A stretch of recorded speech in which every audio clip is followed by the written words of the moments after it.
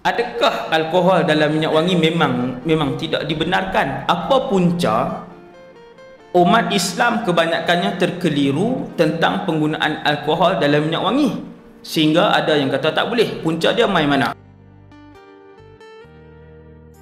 Bismillahirrahmanirrahim. Anas bin Malik radhiyallahu anhu berkata, kanat li Rasulillah sallallahu alaihi wasallam sukatun yatatayyabu minha. Kata Sayyidina Anas, dahulu Rasulullah memiliki tempat menyimpan minyak wangi untuk beliau menggunakannya bagi berwangi-wangian. Tuan-tuan sekalian, hadis ni hadis sahih riwayat Imam Tirmizi dan juga Imam Abu Daud. Berwangi-wangian itu sunnah Rasulullah. Kemudian yang digalakkan untuk berwangi-wangian ini adalah orang lelaki-lelaki. Orang perempuan boleh berwangi-wangian dengan syarat tidak menarik perhatian lelaki ajnabi. Kalau dalam rumah dia nak sembok 5 jenis minyak wangi, silakan. Sebab yang akan bau tu suami, mak ayah, anak-anak, abang dan kakak si wanita tu tak ada masalah. Tapi apabila keluar rumah, orang perempuan dibenarkan berwangi-wangian dengan syarat tidak menarik perhatian orang lain. Macam mana syarat tak tarik perhatian? Kalau dia lalu tepi orang tak bau minyak wangi tu. Takat badan dia je, maksudnya sikit je. Hari ni kalau kita lalu tepi perempuan, dia lalu, lepas 10 saat pun kita lalu, bau wangi. Yang tu haram. Yang tu mesti dia menarik perhatian orang lelaki-lelaki. Dia akan tarik perhatian orang lelaki untuk tengok dia, dan kadang-kadang boleh membangkitkan nafsu.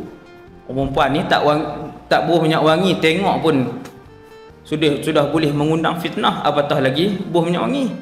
Berhias dan berwangi-wangian itu nombor 1 yang paling utama adalah untuk suami. Paling utama. Sebab tu kalau dapat isteri solehah untuk suami dia, tak pernah suami menghidu bau busuk daripada dia. Kalau dia masak pukul 12, dia tahu suami dia nak balik 12.30, singgah makan nasi, sekali dia mandi. Sebab dia masak, dia buat kerja rumah tadi. Dia akan mandi dan dia wangikan tubuh badan dia. Wangian itu nak ditampilkan kepada suami dia. Hak ni wanita solehah. Dan bila keluar, takat diri dia saja, supaya diri dia tak berbau dan kawan-kawan bila duduk tepi kiri kanan tak bau busuk dengan dia. Takat tu je. Apabila Sayyidina Anas bin Malik yang duduk dengan Nabi daripada umur 9 tahun sampailah Nabi wafat, maka Sayyidina Anas banyak mengajarkan umat Islam tentang sunnah Nabi SAW. Antara sunnah Nabi yang boleh kita ikut, laki-laki dan perempuan, ialah Nabi ada minyak wangi, ada botol yang Nabi isikan tiap-tiap kali minyak wangi itu habis. Walaupun tubuh badan Nabi dan juga peluh yang mengalir keluar daripada Rasulullah adalah wangi semula jadi. Daripada seorang sahabat, nama dia Thumamah bin Abdullah berkata, ataupun tabi'in, Thumamah ini, dia kata, kana Anas bin Malikin la yaruddu at-tayyib. Wa qala Anas, inna an-nabiy sallallahu alaihi wasallam kana la yaruddu at-tayyibah. Ini sunnah kedua, masih lagi dalam bab berwangian. Sayyidina Anas bin Malik tidak pernah menolak pemberian berupa minyak wangi. Kata beliau, Rasulullah tidak pernah menolak pemberian berupa minyak wangi. Hadis ni hadis sahih. Anas bin Malik ada anak murid, salah seorang murid dia nama Thumamah bin Abdullah. Dia kata, aku tengok Anas bin Malik radhiyallahu anhu tak pernah tolak kalau orang bagi minyak wangi. Semua sahabat zaman tu ada minyak wangi seorang satu, salik sikit pakai. Dan kata Thumamah, tiap-tiap kali ada sahabat yang pelawa kepada Anas minyak wangi, dia mesti suah, dia tak buat macam tu. Kata Thumamah, wahai Anas, aku tengok Tuan Guru tak pernah tolak minyak wangi. Maka jawab Anas bin Malik, innan nabiyya. Buat tuan, perbuatan sahabat mesti perbuatan Nabi sallallahu alaihi wasallam. Tak payah risau. Tengok sahabat buat apa. Kehidupan dan gerak-geri harian para sahabat mempamer dan mencermin balaskan kehidupan dan gerak-geri harian Rasulullah sallallahu alaihi wasallam. Dan kita belajar sunnah yang kedua, kalau ada minyak wangi boleh bagi ke orang sikit. Dalam minyak wangi boleh sapu kat orang sikit. Jangan sapu terus. Kadang-kadang setengah orang dia tak boleh bau minyak wangi tuan, bukan dia tak mau, dia tak boleh bau, dia pening. Nak tanya dululah. Dan kalau kita pelawar kat orang minyak wangi dia tak mau, jangan kata dia tolak sunnah. Boleh jadi dia tak boleh bau. Ada orang dia pening. Dia pening, dia bau dia pening, dia memang tak boleh pakai. Dia guna sabun je di rumah. Maka berbaik sangkalah dengan dia. Kan, baik sangka. Kita mengamalkan sunnah mempelawar orang lain minyak wangi. Dia yang dipelawar mengamalkan sunnah menggunakan minyak wangi itu.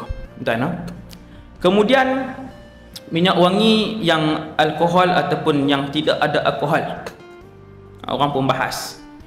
Penjual-penjual minyak wangi pakai pelekat di minyak wangi dia tanpa alkohol. Sekali dengan kedai Cina supaya orang Islam beli. Adakah alkohol dalam minyak wangi? Memang tidak dibenarkan. Apa punca? Umat Islam kebanyakannya terkeliru tentang penggunaan alkohol dalam minyak wangi, sehingga ada yang kata tak boleh. Punca dia mai mana? Punca dia dalam kitab fiqh menyebut antara benda yang najis ialah arak. Benda najis dalam dunia ni banyak. Darah, tai orang, tai binatang, arak, air kencing, itu semua najis. Bermaksud kalau ada kat badan kita atau pakaian kita atau tempat semayang, salah satu daripada benda-benda najis, maka tak sah ibadat kita. Itu asal dia. Makanya kalau ada darah kat baju kita, kita nak semayang, sah ke tak? Tak sah, sebab darah najis. Kalau ada air kencing kat tangan kita, tak basuh, dia kering macam tu je, bau air kencing, kita pun terus pergi semayang, sah ke tak? Tak sah, sebab di badan kita ada najis. Begitu juga kalau kena arak kat baju kita terus pergi semayang, sah tak? Tak sah, sebab kena najis. Maka orang duk ingat alkohol yang ada dalam minyak wangi itu adalah arak. Tuan-tuan sekalian, guru fizik kimia saya bagi tahu, alkohol yang ada dalam minyak wangi itu bukan arak. Itu bahan lain, nama dia alkohol. Kalau ada guru fizik kimia kan, nama dia.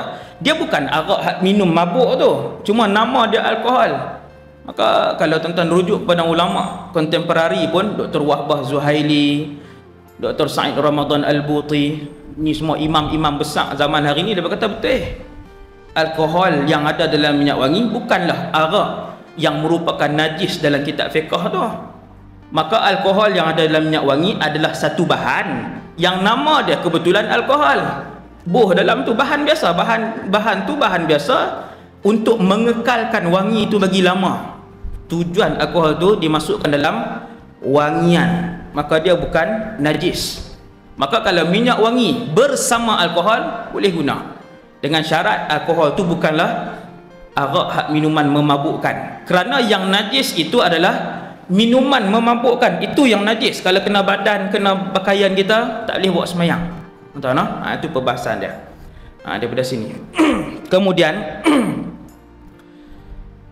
hadis 211 yang kita baca tadi, maksudnya kita dapat faham Nabi dia bagi minyak wangi kat orang. Apabila kita nak amalkan sunnah, nak pakai minyak wangi dan nak bagi minyak wangi kita kat orang, nak amalkan sunnah, maka kena tengok juga apa jenis minyak wangi yang kita pakai. Tuan no? Kena reti dalam berdakwah ni, kena reti. Kalau kita ambil minyak wangi yang pekat, tuan-tuan, jadi minyak wangi yang kita guna pastikan jangan yang terlalu pekat. Terlalu pekat, bau dia berat sampai duduk tepi orang tak boleh bernafas. Habis Fatihah orang tahan. Kan? Kena tahan sebab apa? Tak, bau ni pekat sangat, tuan-tuan no? Jadi dalam beragama, dalam mengamalkan sunnah, kena tengok juga.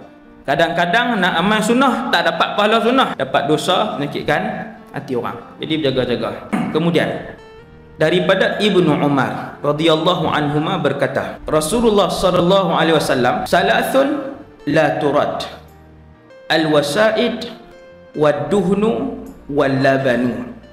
Hadisnya hadis hasan. Kata Rasulullah, Nabi sebut 3 benda yang jangan tolak. Yang pertama bantal, Yang kedua minyak wangi, dan yang ketiganya susu. Yang pertama bantal. Saya tak tahu huraian bantal ni macam mana. Kalau orang Melayu, suar bantal jangan tolak, hak tu tidur Tu ustaz, ada hadis Hasan lagi. Hasan ni apa huraian dia? Nabi kata 3 benda jangan tolak: bantal, minyak wangi, susu. Maksudnya suar tang mana pun lena. Kan, bukan macam tu, no? Saya pun tak tahu apa huraian sebenar hadis ni. Bantal ni satu benda yang sinonim lah dengan orang Arab. Wallahu a'lam, boleh jadi Nabi maksudkan yang itu. Kalau tetamu yang mulia datang, dia akan buat keluar satu bantal besar tu, tak duduk atas tu. Kira paling selesa lah.